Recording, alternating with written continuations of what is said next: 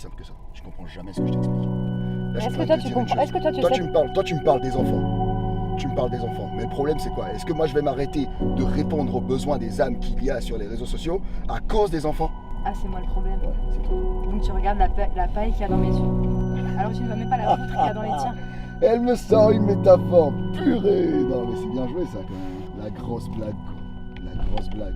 Tu parles d'une poutre. Tu parles d'une poutre et d'une paille.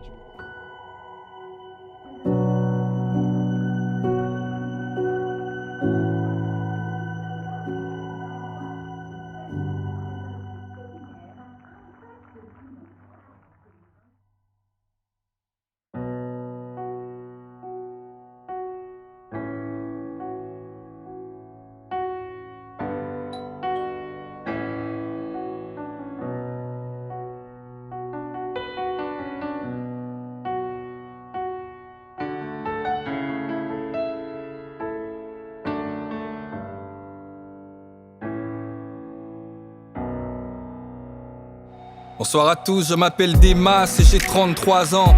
Ce matin-là, je m'apprêtais à aller au taf et sans faire gaffe, j'étais en retard, pas de chance. Ma femme se trouvait dans la chambre avec les gosses. C'était l'heure de l'école, elle rangeait leurs peignes et leurs brosses, inébranlable avec mon air de catcheur. Spirituellement, je parais plus fort que ma femme, car sur ma vie, j'ai un appel de pasteur. Je lui fais souvent la leçon, car je trouve qu'elle prie pas assez.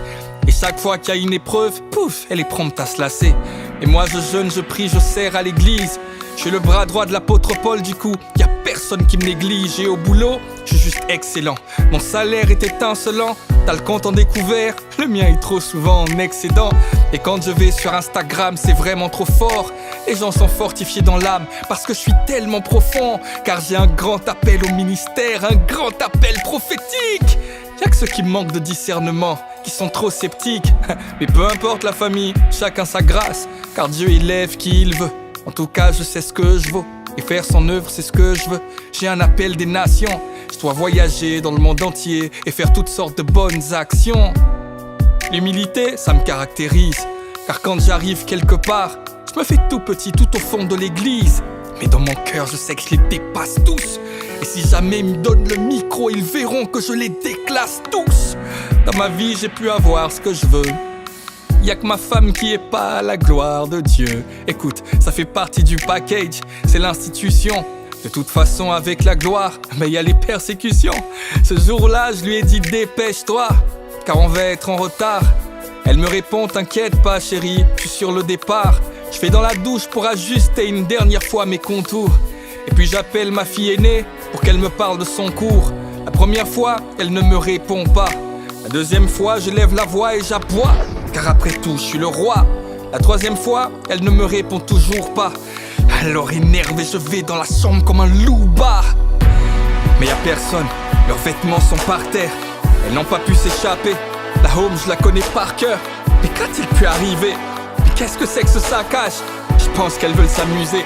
En fait, elle joue à cache-cache. Soudainement, je crois entendre sonner la trompette. L'enlèvement et tout à coup le mot qui se met à résonner dans ma tête.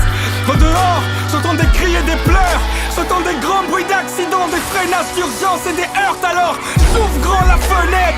En dehors, c'est la panique.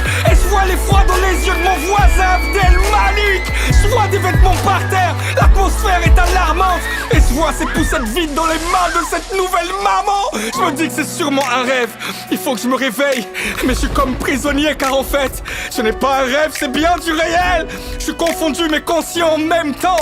Qu'à cet instant, je viens peut-être de manquer l'enlèvement. Et puis c'est vrai, je comprends pas pourquoi ma femme a été enlevée. C'était moi le futur pasteur. J'ai prêché même en anglais.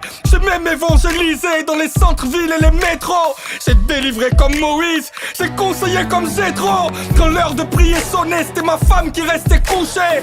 Moi je devançais l'aurore et je priais 3 heures sans me doucher. J'ai confondu en tout point. J'ai vraiment l'air d'un crétin. C'est quoi, je vais vérifier ça. Je vais appeler des amis chrétiens.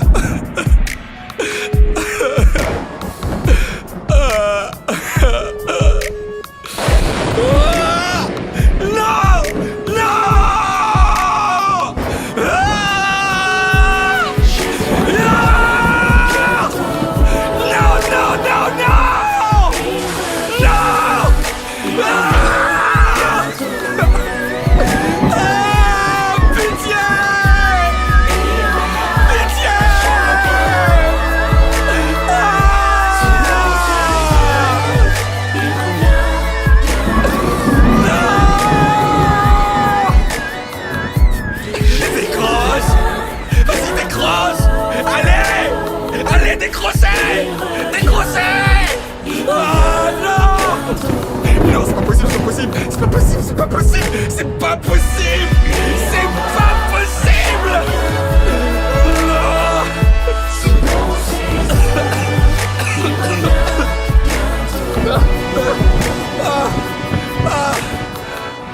Jésus revient bientôt. Il revient bientôt. J'aurais dû garder mon cœur. J'aurais dû garder mon cœur. Selon ses œuvres, il revient bientôt.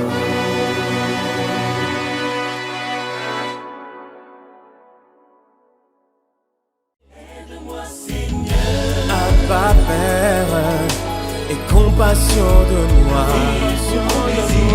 Fais parler ta miséricorde et souviens-toi de moi. Aide-moi, Seigneur. Aïe, aïe, aïe, aïe, aïe, aïe. Aïe, aïe, aïe. Papa, mon Père, mon Dieu, Yeah. mon roi. On peut avoir un cœur éloigné de Dieu et l'aimer sur nos lèvres. Prêcher la bonne nouvelle en étant la cause de la mauvaise. Chercher à plaire à Dieu et s'y prendre de la mauvaise manière. En mettant d'abord le focus sur le don, l'appel ou la carrière. On peut percer jusqu'à brasser des masses ou rester inconnu dans l'ombre et être emporté comme des masses. On veut accomplir la mission sans que Dieu nous ait soignés.